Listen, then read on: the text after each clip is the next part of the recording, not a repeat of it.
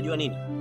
Kwenye maisha unatakiwa ujifunze kitu kimoja, na inakupasa uelewe ya kwamba siku zote mtu mnafiki, mtu mwenye chuki, mtu mwenye visa na wewe bila sababu sio mtu wa kuwa karibu na wewe.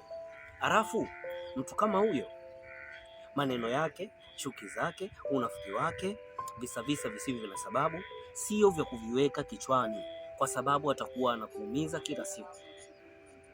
Leo hii unakuta mtu aidha ni jirani yako, aidha ni mtu ambaye mnafanya kazi sehemu moja. Huyo mtu hakujui ulimetokea wapi, hakujui chimbuko lako ni wapi, hakujui wewe ni nani na unafanya nini. Yaani mmekutana tu hivi tayari ukubwani, kila mtu ana malezi yake na kila mtu ana mafunzo yake kutoka huko alikotoka. Lakini utakuta mtu huyo anakuchukia bila sababu, anakufanyia fitna, anakufanyia majungu, anakufanyia visa bila sababu. Elewa ya kwamba moja kwa moja mtu huyo ana ishara ya uchawi. Kwa maana ishara mojawapo ya uchawi ni kuwa na chuki juu ya mtu mwingine bila sababu.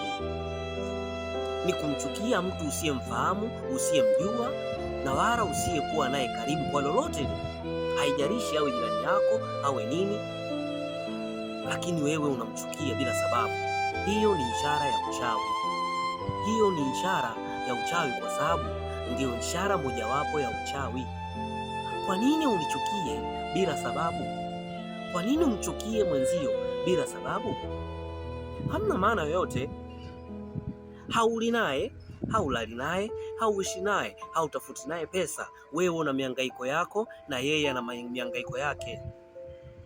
Anachokula yeye, kama anakula kwa kujinafasi, anakula kwa kuenjoy, ni yeye jinsi gani katafuta iko anachokila. Ni yeye kapambana jinsi gani akipate hicho anachokula. Aidha unaona maisha yake anaendesha vizuri, haijalishi. Mtu huyu anafanya maisha yake yaende vizuri, anaweka maisha yake yawe katika msimamo.